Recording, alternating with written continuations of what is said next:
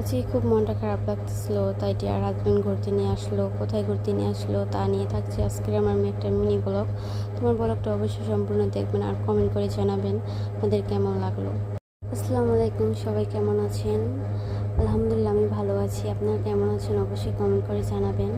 তো চলে গিয়েছিলাম আজকে মুন্সিগঞ্জ লজঘাট। তো লজঘাটের পরিবেশটা দেখতে পারতেছেন কত সুন্দর। আর এখানে হাজব্যান্ডকে বললাম আইসক্রিম খাবো, তো এই তো আইসক্রিম নিয়ে নিলাম দুজনে। এখন খুব সুন্দর একটা পরিবেশে উপভোগ করলাম। তো ভাবতেছি কোথায় যাওয়া যায়, আর হাজব্যান্ড বললো যে মোল্লারচর খুব সুন্দর একটি জায়গা।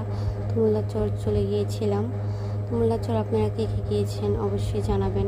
মোল্লারচর জায়গাটা খুব সুন্দর পরিবেশ।